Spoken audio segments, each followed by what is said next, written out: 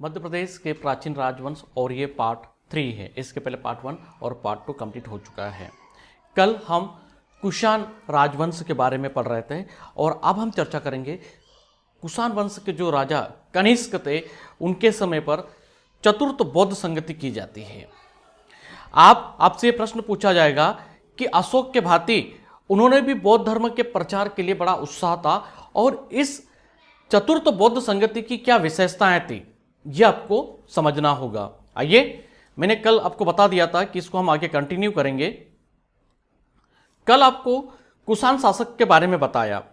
आपने यहां पर देखा जो कनिष्क था वो कनिष्क का उत्तराधिकारी था और ये कुषाण राजवंश की अगर हम बात करें तो कुषाण राजवंश कौन से जनजाति से संबंधित था, यह प्रश्न भी आपसे पूछा जाएगा।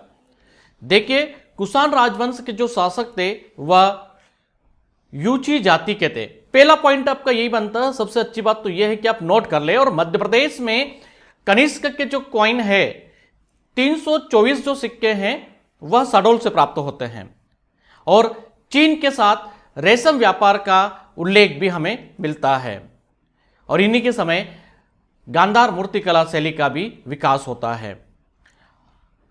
कनिष्क की राजधानी पुरुषपुर पेशावर थी, वर्तमान का पाकिस्तान वाला पार्ट है। चतुर्थ बौद्ध संगति का आयोजन किया गया था और यहां पर आप देखेंगे कि इस चतुर्थ बौद्ध संगति की क्या विशेषताएं थी और कितने माह यह चली थी।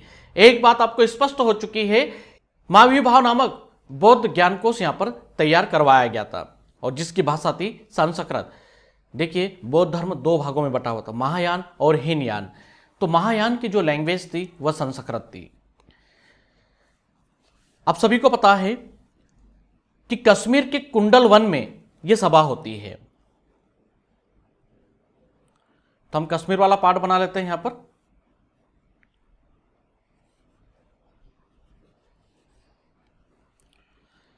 तो यहां पर हम लिख लेते हैं कुंडल वन।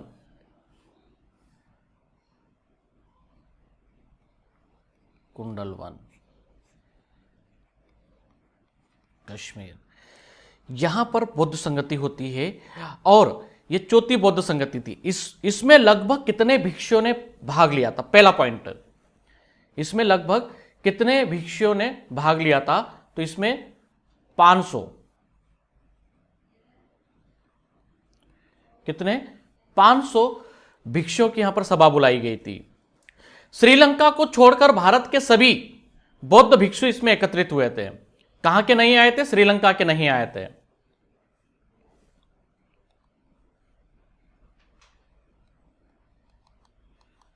तो यहां पर लिख देते हैं श्रीलंका को छोड़कर।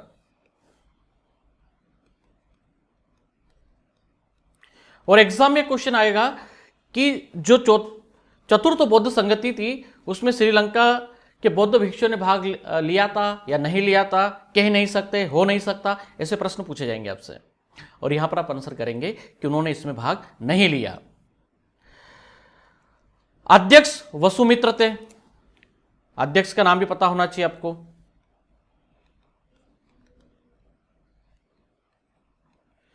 क्योंकि यह भी पूछा जाता है कि उसकी अध्यक्षता किसने की थी। और आश्वघोष जो थे उप सभापति थे।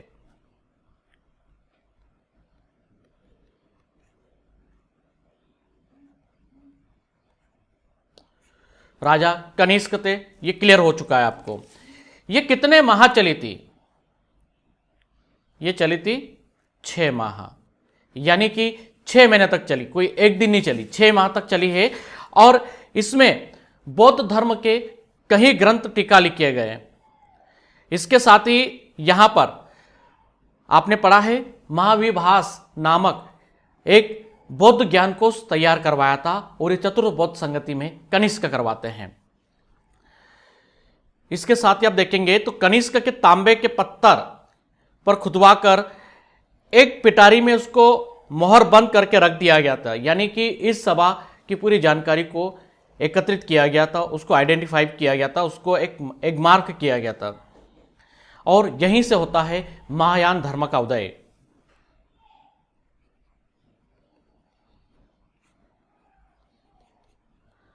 अब एग्जाम में अगर प्रश्न आता है कि महायान शाखा का उदय कब होता है? तो चतुर्थ बौद्ध संगति से होता है।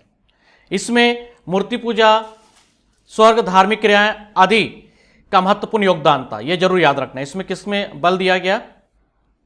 मूर्ति पूजा पहला, दूसरा आप देखें स्वर्ग की बात, तीसरा देखें धार्मिक क्रियाएं यानी कि जो भी अनुष्ठान वगैरह होते हैं इन सभी पर बल दिया गया था। यह सबसे महत्वपूर्ण माना जाता है। और यह भी माने कि महायान शाखा की जो भाषा थी वह संस्कृत थी। भाषा क्या थी इनकी? संस्कृत। तो यह याद रखना है, यह बहुत ही महत्वपूर्ण है। इसके साथ ही आप देखें तो कनिष्क जो था, कनिष्क ने भी अशोक जैसे बौद्ध धर्म के प्रचार प्रसार में अहम रोल प्ले किया। कनिष्क की एक प्रतिमा प्राप्त होती है मथुरा से।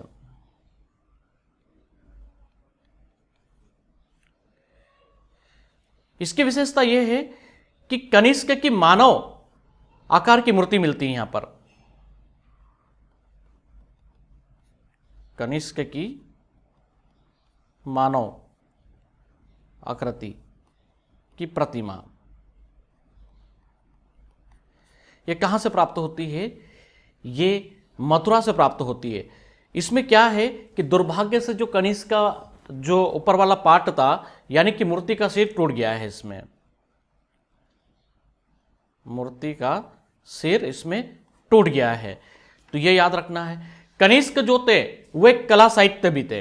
अब इनके दरबार में कौन कौन से विद्वान थे ये प्रश्न भी आपसे पूछा जाएगा। देखिए, आप किसी से भी पूछिए क्या आपने कनिष्क के बारे में पढ़ा है, तो आपको उत्तर मिलेगा कि हाँ कनिष्क तो हमने पढ़ा है, वह कुषाण राजवंश का शासक था, फलाना ढिकना। मध्य प्रदेश के पार्ट में उसके शहडोल से ये कॉइन्स मिल जाते हैं, है ना। और उसके समय कुंडलवन जो है कश्मीर में, वहाँ पर चतुर्थ बौद्ध संगति होती है। ये हर कोई बता देगा, बहुत सिंपल है ये। एग्जाम में क्वेश्चन आएगा कि कितने भिक्षुओं ने भाग लिया, तो आपके आंसर करेंगे 500। समझ में आ रहा है? आपके आंसर कर क्या होगे? 500 भिक्षुओं ने इसमें भाग लिया। अध्यक्षता वसुमित्र ने की। आशु घोष उपसभापति थे। कितने माह चली ये प्रश्न आएगा, तो 6 महीने चली। इसमें कहाँ के लोगों ने या कहें कि कहाँ के भिक्षुओं ने भाग नहीं लिया था, तो श्रीलंका के भिक्षुओं ने इसमें भाग नहीं लिया था। महायान धर्म का उदय चतुर्थ बौद्ध संगति से होता है, प्रथम या द्वितीय से होता है, तो आप क्या आंसर करेंगे? चतुर्थ बौद्ध संगति से होता है। इस चतुर्थ बौद्ध संगति की भाषा क्या रखी गई थी? तो संस्कृत रखी गई थी। इसमें किस पर बल दिया गया ये प्रश्न भी पूछा जाएगा। मूर्ति पूजा, स्वर्ग और धार्मिक क्रियाकलापों पर बल दिया गया, वो महायान धर्म में दिया गया है। कनिष्क की मानव आकृति की प्रतिमा भारत में कहां से प्राप्त होती है?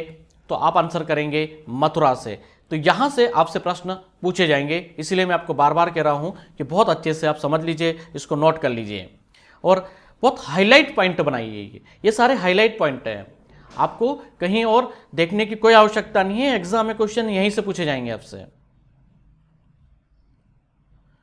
चलिए अब हम आगे बढ़ते हैं।